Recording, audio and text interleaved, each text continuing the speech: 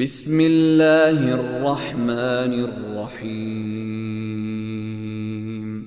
والفجر وليال عشر والشفع والوتر والليل إذا يسر هل في ذلك قسم لذي حجر ألم تر كيف فعل ربك بعاد إرم ذات العماد التي لم يخلق مثلها في البلاد وثمود الذين جابوا الصخر بالواد وفرعون ذي الأوتاد الذين طغوا في البلاد فأكثروا فيها الفساد فصب عليهم ربك سوط عذاب إن ربك لبالمرصاد فأما الإنسان إذا ما ابتلاه ربه فأكرمه ونعمه فيقول ربي أكرمن وأما إذا ما ابتلاه فقدر عليه رزقه فيقول ربي أهانن كلا بل لا تكرمون اليتيم ولا تحاضون على طعام المسكين وتأكلون التراث أكلا لما وتحبون المال حبا جما كلا إذا دكت الأرض دكا دكا وجاء ربك والملك صفا صفا وجيء يومئذ بجهنم يومئذ يتذكر الإنسان وأنى له الذكرى يقول يا ليتني قدمت لحياتي فيومئذ لا يعذب عذابه أحد ولا يوثق وثاقه أحد يا أيتها النفس المطمئنة ارجعي إلى ربك راضية مرضية فادخلي في عبادي وادخلي جنتي. الحمد لله رب العالمين نحمد نصلي على رسوله الكريم فأعوذ بالله السميع العليم من الشيطان الرجيم من حمزه ونفثه ونفخه بسم الله الرحمن الرحيم ربي زدني علما اللهم ربي زدني علما رب اشرح لي صدري ويسر لي أمري واحلل عقدة من لساني يفقه قولي اللهم اجعلنا منهم من الذين آمنوا وعملوا الصالحات وتواصوا بالحق وتواصوا بالصبر آمين يا رب العالمين. اللهم نور قلوبنا بالقرآن یا ارحم الراحمین آمین یا رب العالمین. اللهم افرغ علینا صبرا وتوفنا مسلمین آمین یا رب العالمین. اللهم ثبتنی عند الموت لا الہ الا اللہ آمین یا رب العالمین.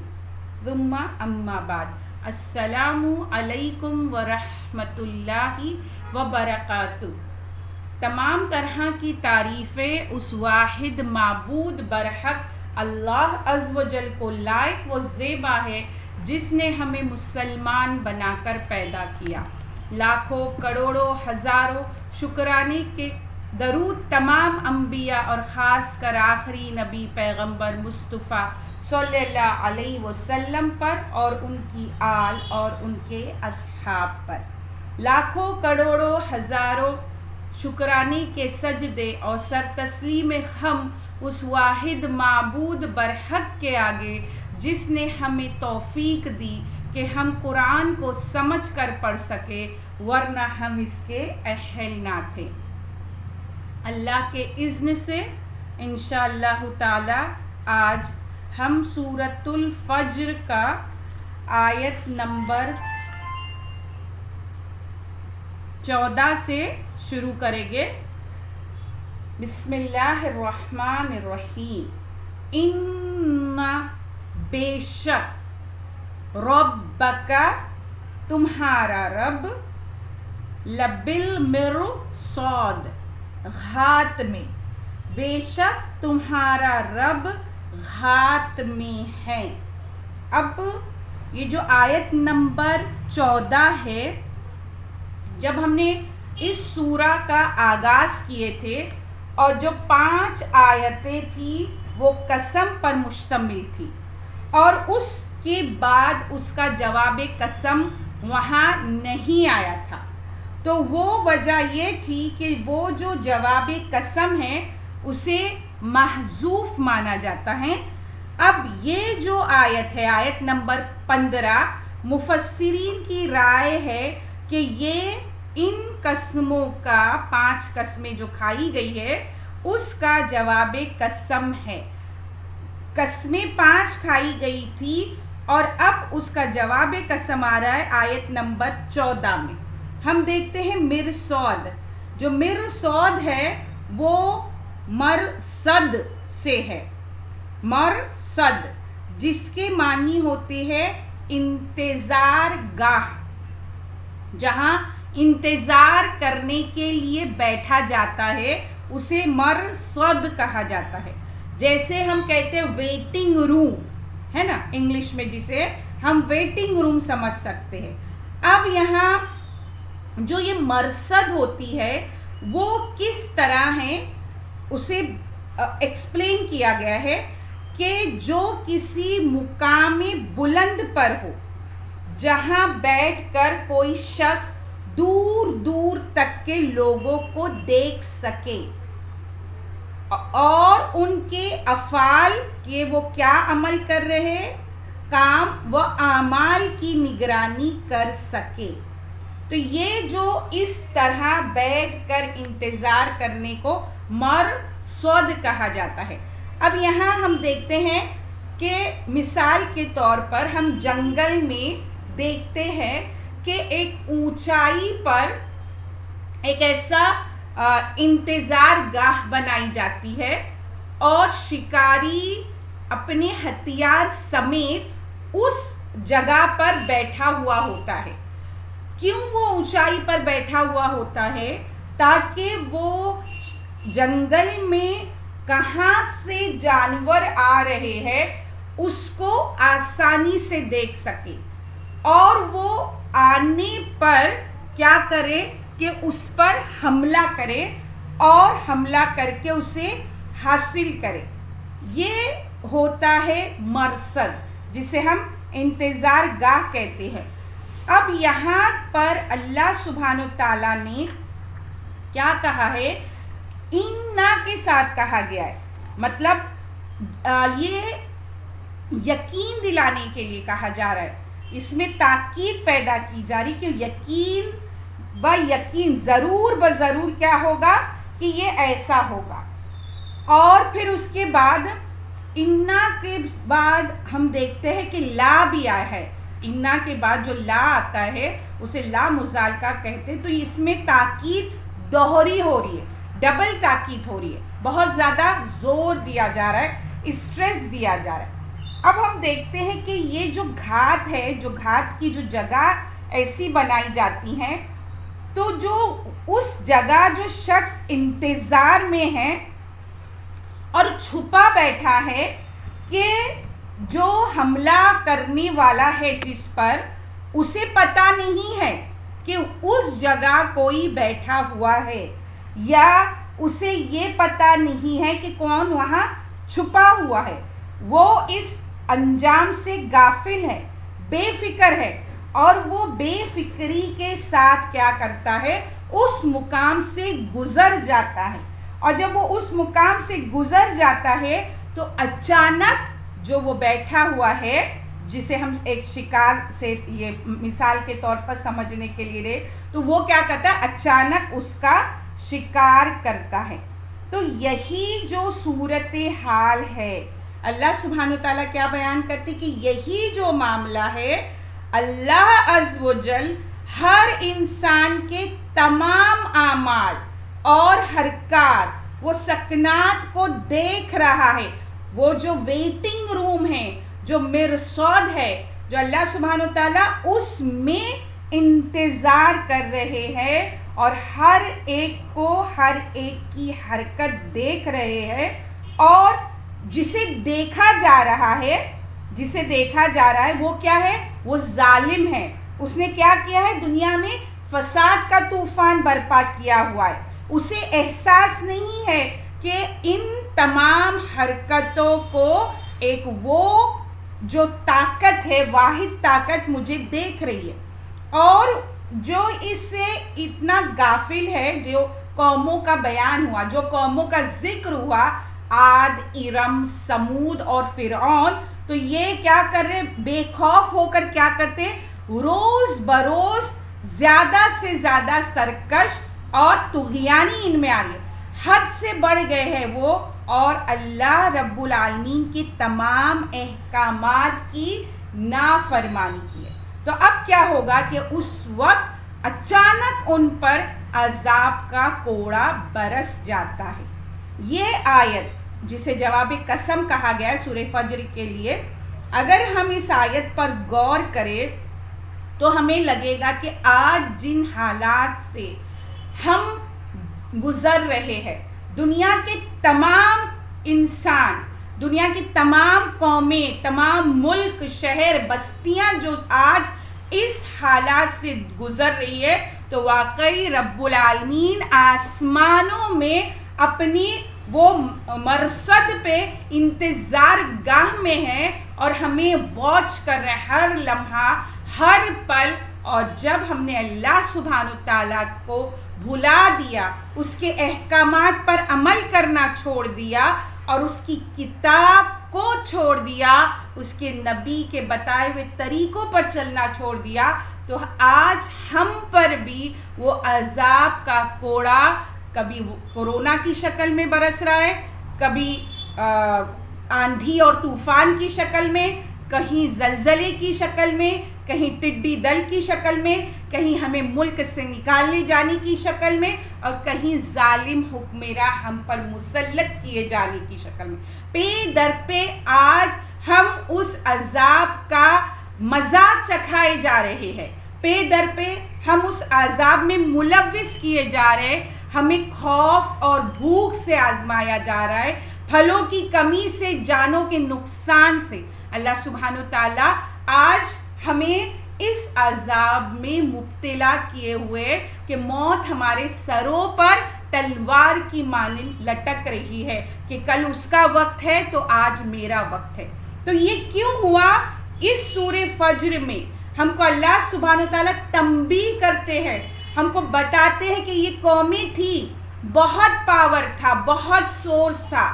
آج اگر ہم بہت ترقی یافتہ ہے تو وہ اس دور کی سب سے ترقی یافتہ قومیں تھی۔ آج اگر ہم بہت زیادہ پڑھنے لکھنے میں، ڈگریاں حاصل کرنے میں، اور دنیا کی تمام ترقیاں ہم نے کر لی ہے، تو آج ہم نے کیا کیا؟ آج ہم کو یہ لگ رہا ہے کہ یہ میری ڈگری کی بدولت ہے، یہ میری کمائی اس لیے ہے کیونکہ میں اتنا ہائیلی کوالیفائڈ ہوں، اس لیے ہے کہ یہ سب کچھ میں نے کیا ہے۔ جب اللہ سبحانہ و تعالیٰ انسان کو یہ ترقی دیتے ہیں، یہ تعلیم دیتے ہیں، کامیابی دیتے، تو انسان خود کو بڑا سمجھ کر اللہ سبحانہ و تعالیٰ کی ذات کو بھلا دیتا ہے، اور اس ذات کو بھلانے کے باعث وہ کیا کرتا ہے، وہ سرکشی کرتا ہے، طغیانی کرتا ہے، اور زمین میں شہروں میں فساد برپا کرتا ہے۔ آج وہی صورتحال ہمیں اپنے تمام اطراف میں نظر آتی، ہر انسان اس میں ملوث ہے، چاہے وہ کسی بھی مذہب کو ماننے والا ہو۔ آج ہم بے بس اور محتاج ہیں، اور اللہ سبحانہ تعالیٰ سے اس عذاب کے ٹل جانے کی دعائیں کرتے، اس عذاب کے دور ہونے کی دعائیں کرتے، لیکن یہ کب ہوگا؟ جب ہم اللہ سبحانہ تعالیٰ کو الہ واحد مانیں گے، اور اس کی کتاب کو پڑھ کر اس پر عمل کر کے اپنی زندگیوں کو بدلیں گے۔ تو یہ ہے سورہ فجر کا جواب قسم۔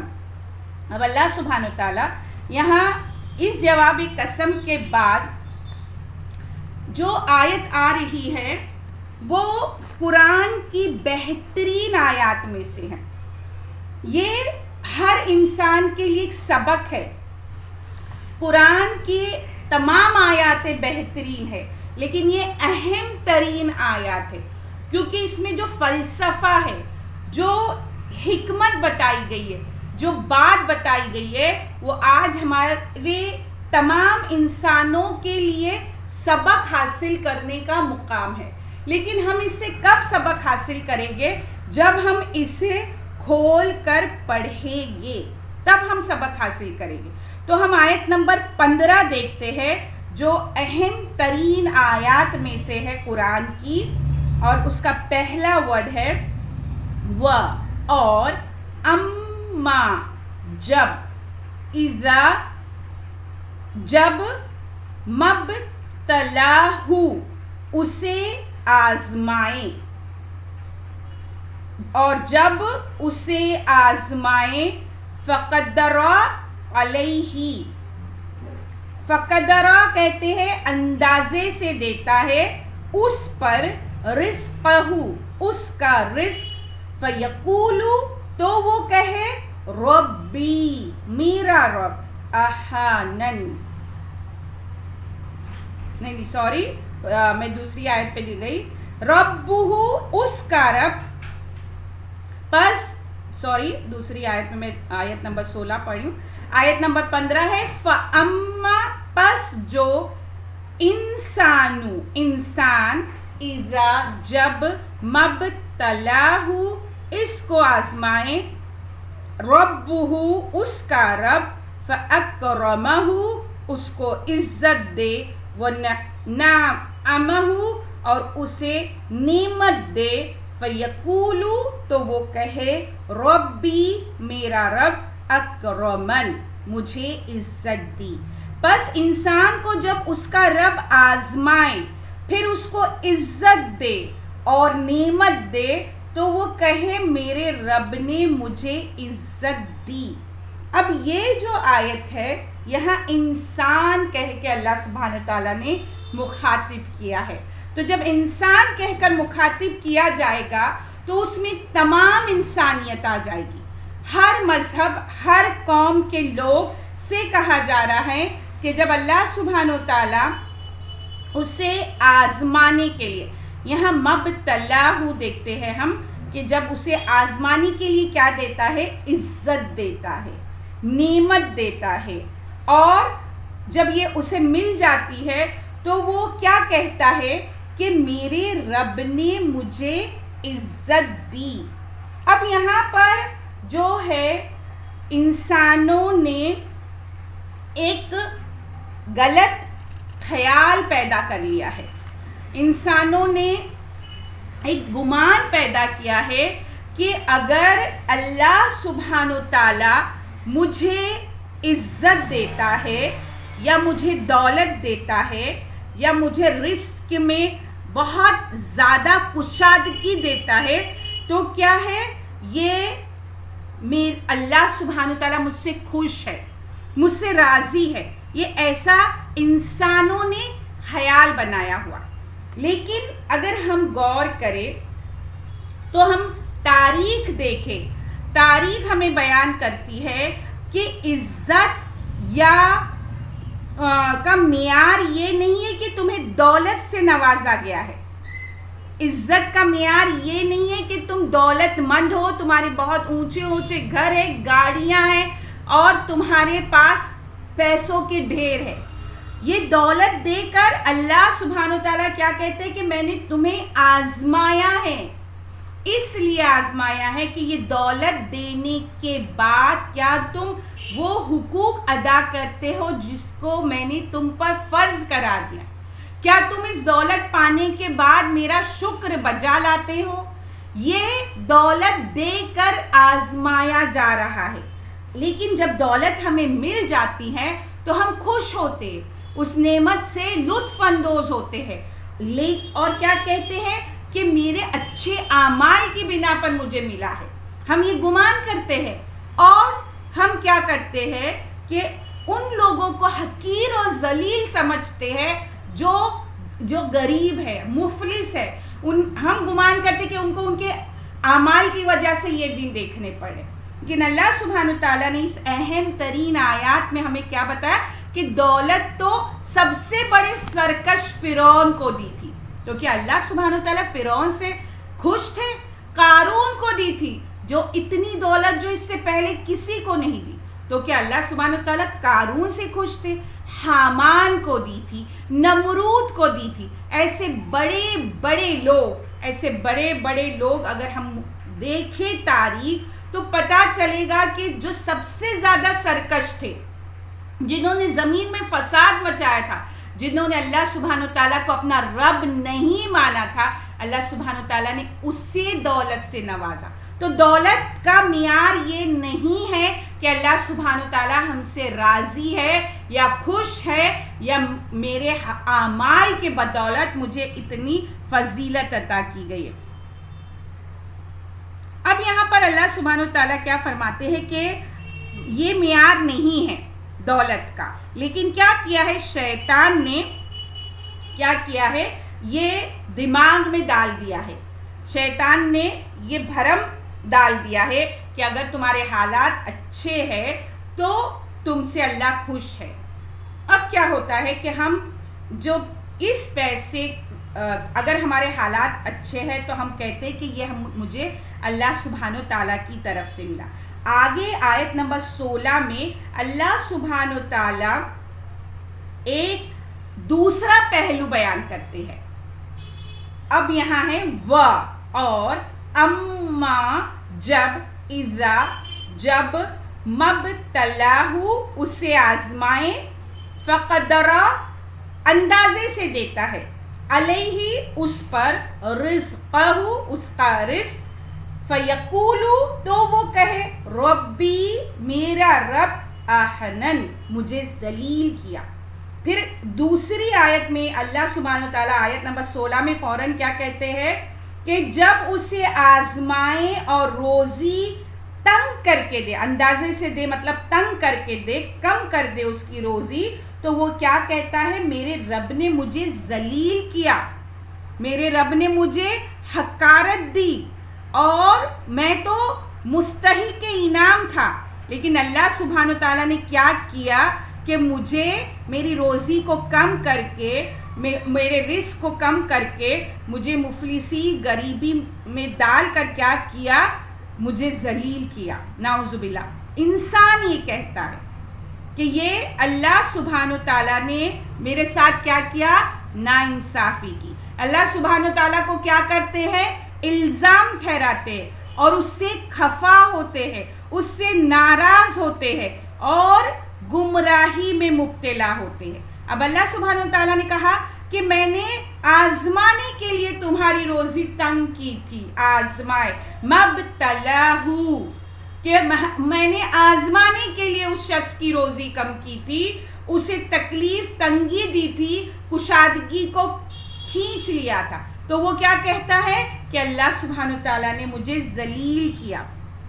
اب یہ تنگی کیوں دی گئی تھی, یہ برعکس معاملہ ہے. اب پہلے مال دے کر آزمایا، اب تکلیف دے کر آزماتا ہے، اور یہ آزمائش ہے کہ اس تکلیف میں میرا بندہ مجھے کتنا یاد کرتا ہے، اس تکلیف کی حالت میں وہ کتنا صبر کا مظاہرہ کرتا ہے، اس تکلیف میں وہ مجھے پکارتا ہے، یا پھر اس تکلیف کو دور کرنے کے لیے وہ دوسرے شرک میں مبتلا ہو کر اللہ کے ساتھ شریک ٹھہرا کر ان لوگوں کو پکارتا ہے۔ یہ وہ آزمائش تھی کہ وہ اس تکلیف سے نکلنے کے لیے حرام رزق کماتا ہے، یا میرے ان احکامات کو روند دیتا ہے جو اس تکلیف میں نے اسے صبر کا مظاہرہ کرنے کے لیے تکلیف دی تھی۔ اسے یہ آزمائش میں نے اس لیے مبتلا کیا تھا کہ یہ آزمائش کیا ہے کہ اس تکلیف سے اسے چھٹکارا اور نجات دلا سکتی تھی۔ امام تیمیہ کا قول ہے کہ میری جنت میرے ساتھ ہے، میری جنت تو میرے اندر ہے، اب چاہے رزق دے کر آزمایا جائے یا چاہے رزق لے کر آزمایا جائے، یہ ہمارے اندر ہے کہ ہم میں کتنی ثابت قدمی ہے۔ ہم کو مسلم میں حدیث ملتی ہے، رسول اللہ صلی اللہ علیہ وسلم نے فرمایا کہ حضرات مہاجرین میں سے جو فقیر و مفلس تھے وہ اغنیاء مہاجرین سے 40 سال پہلے جنت میں داخل ہو گئے۔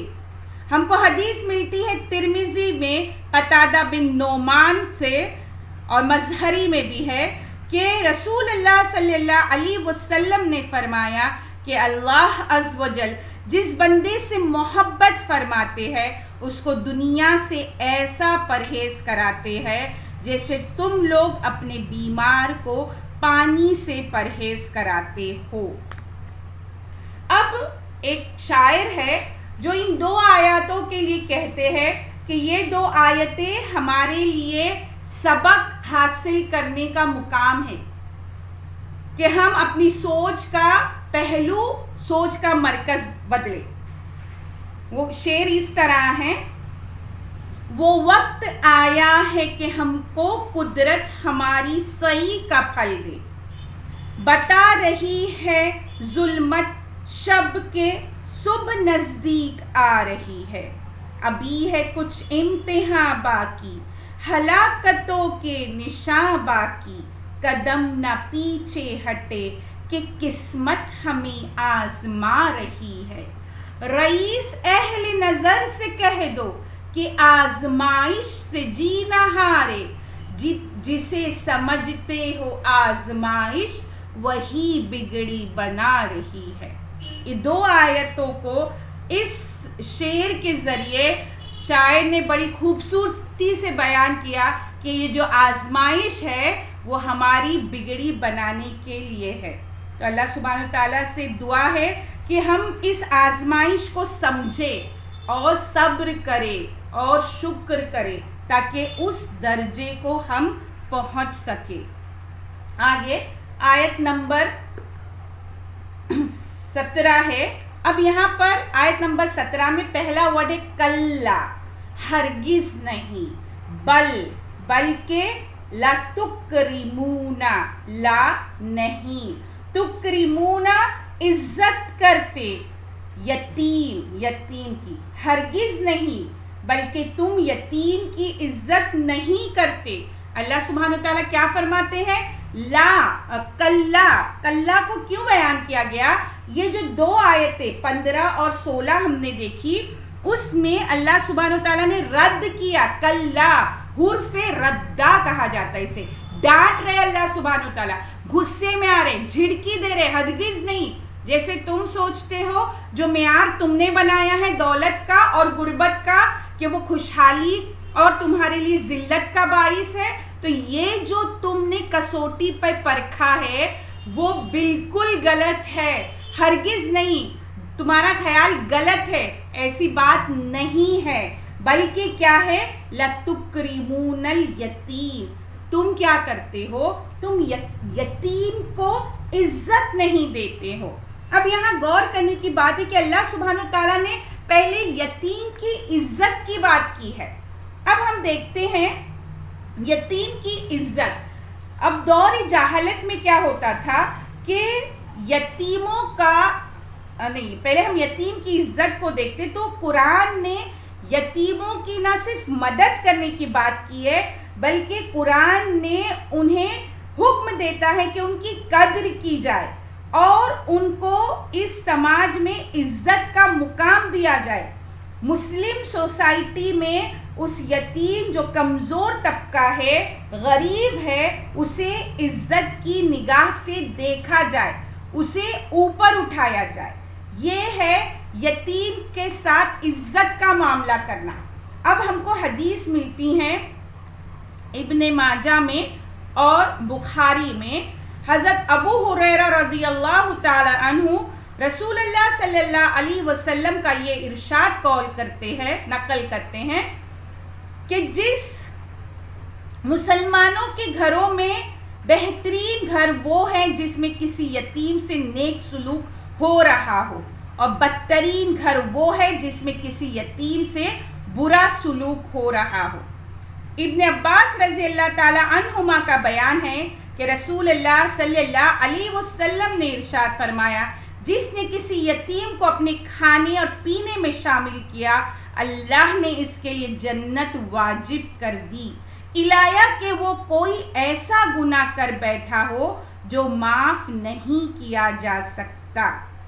تو یہ جو حدیث ہے وہ یتیم کو عزت دینے کے جو ہے بارے میں بیان کی گئی ہے کہ یتیم کو عزت دینا کتنا ضروری ہے اور اس کا معیار، اس کا مقام جو سماج میں، سوسائٹی میں بڑھانا ہے، اوپر کرنا ہے.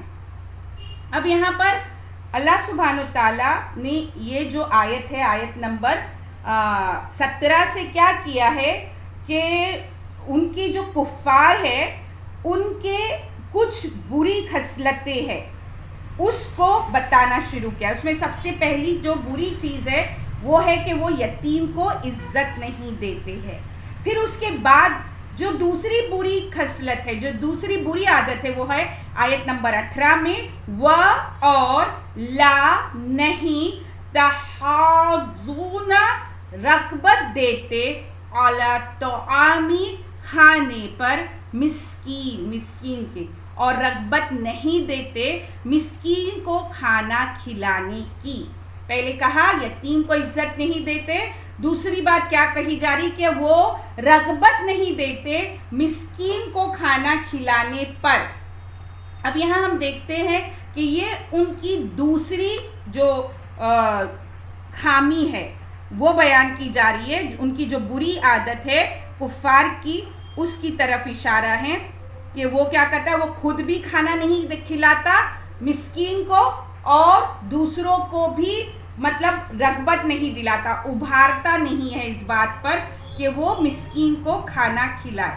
پھر اس کے بعد آیت، ہم آگے کی آیت دیکھتے ہیں.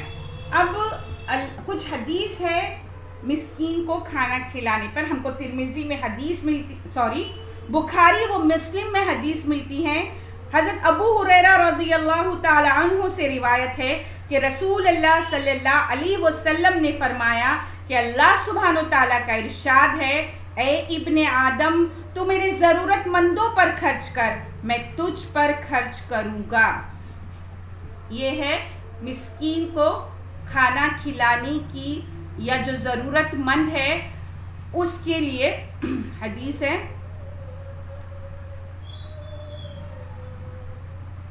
اذان ہو رہی ہے، ہم تھوڑا رکتے ہیں، اس کے بعد آگے پڑھیں گے.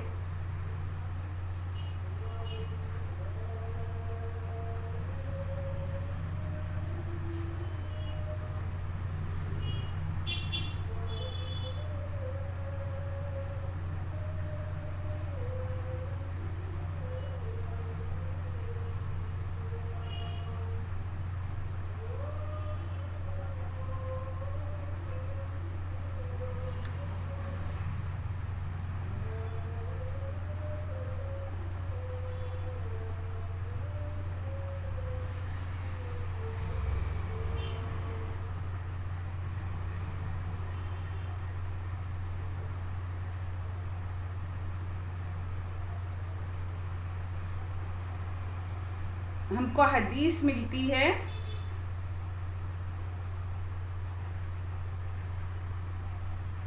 ترمذی ابن ماجہ میں، نیکی اور وفاداری یہ نہیں ہے کہ تم اپنے چہرے مشرق یا مغرب کی طرف کری ہو، بلکہ وفاداری ان کی ہے جو اللہ پر، یوم آخرت پر، فرشتوں پر، اللہ کی کتاب پر اور نبیوں پر ایمان لائے، اور اپنا مال اس کی محبت کے باوجود رشتہ داروں، یتیموں اور محتاجوں اور مسافروں اور مانگنے والوں کو دے، اور گردنیں چھڑانے، غلام آزاد کرانے میں خرچ کرے، اور نماز قائم کرے اور زکوٰۃ دے۔ تو اس سے ہم کو کیا پتہ چلتا ہے کہ مسکین کی جو کھانا کھلانا وہ کتنا اہمیت کا حامل ہے۔ پھر آیت نمبر 19 میں ہم دیکھتے ہیں وَتَأْكُلُونَ، اور تم کھاتے ہو، نہ تُرَاثَ، مال میراث، اکلل لما، کھانا سمیٹ کر، اکلا جو ہے وہ ہے کھانا، اور لما جو ہے سمیٹ کر، کیا کہا جا رہا ہے؟ اور تم مال میراث سمیٹ کر کھاتے ہو۔ یہاں اللہ سبحانہ و تعالی دور جہالت کی اس جو ان کا جو سسٹم تھا اس کی طرف اشارہ کر کے کیا بیان کر رہے کہ وہ لوگ کیا کرتے تھے دور جاہلیت میں، عربز میں، جو میراث ہے اس میں سے عورتوں اور بچوں کو محروم رکھا جاتا تھا، اور جو ان میں سب سے پاورفل ہوگا، جو بیٹا سب سے زیادہ زور آور مرد ہوگا، وہ ساری میراث پر قبضہ کر لیتا تھا، اور جو والدین کے مطلب جو اس کے جو یتیم بچے بچیاں یا جو بھی اس کی اولاد ہے وہ وارث سے محروم کر دیے جاتے تھے۔ تو یہاں پر اللہ سبحانہ تعالیٰ نے کیا کہا، یہاں جو ہم ورڈ دیکھتے ہیں لما جو دیکھ رہے ہیں ہم، عقل لما، تو اس میں کیا ہے کہ جو لم کے معنی کیا ہوتا ہے، جمع کرنے اور سمیٹنے کے، اور تاکلونا کا معنی ہوتا ہے ہڑپ کر جانے کے، مطلب وہ پوری جو ان کی میراث ہے، جو اس کے جو حقدار ہے، اس کے جو مین وارثدار ہے، انہیں نہیں دے کر کیا کرتے، خود اپنے پیٹ میں ڈالتے ہیں۔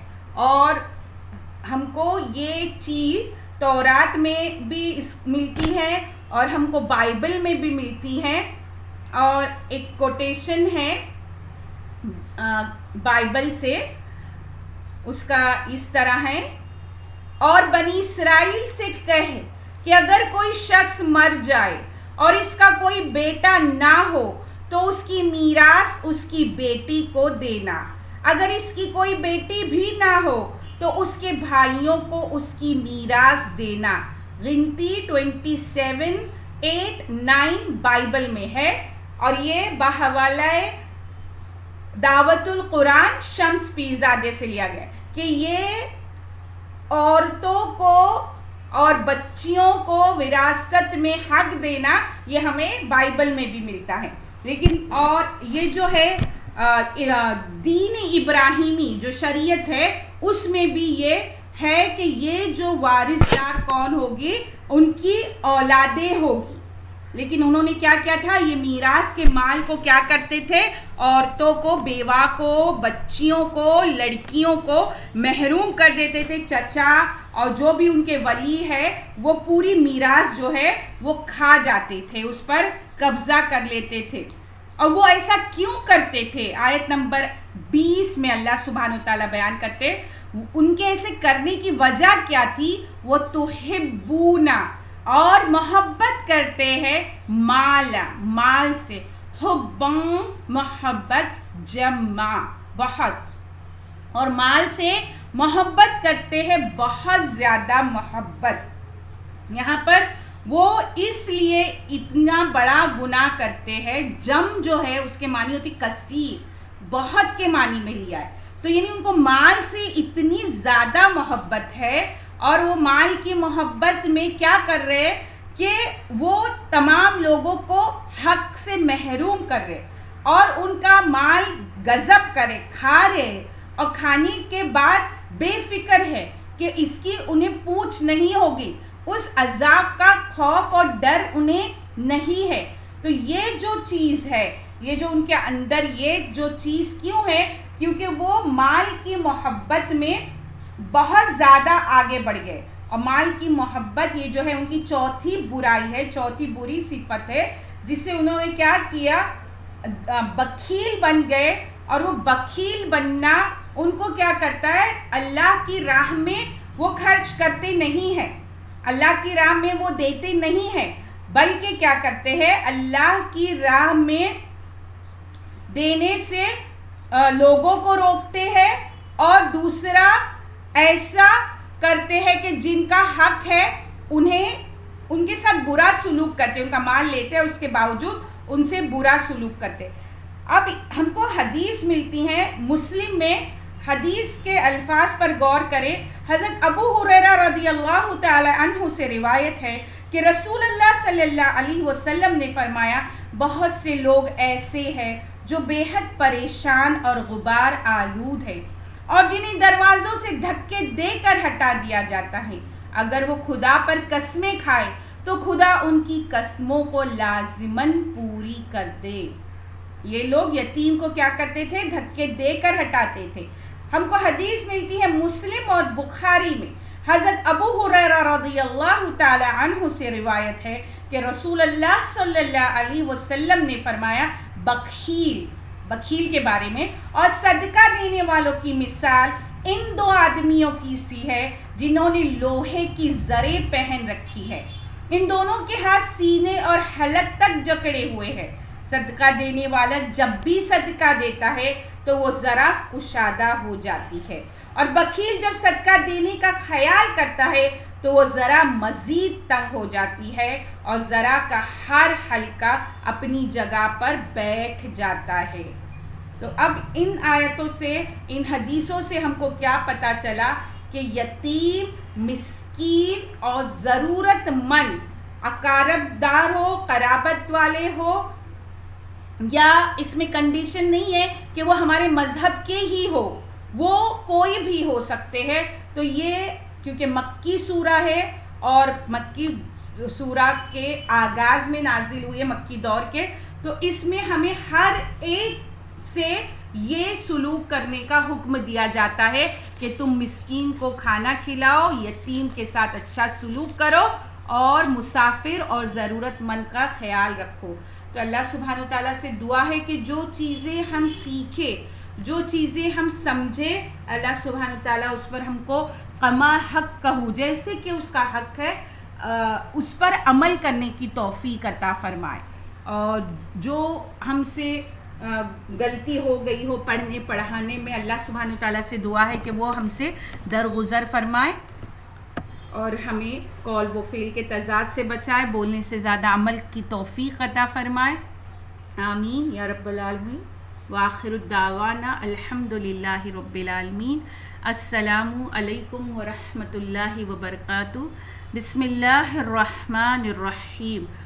سبحانک اللہم نشہد ان لا الہ الا انت نستغفرک ونتوب الیک. سبحان ربک رب العزت عما یصفون وسلام علی المرسلین والحمد للہ رب العالمین برحمتک یا ارحم الراحمین.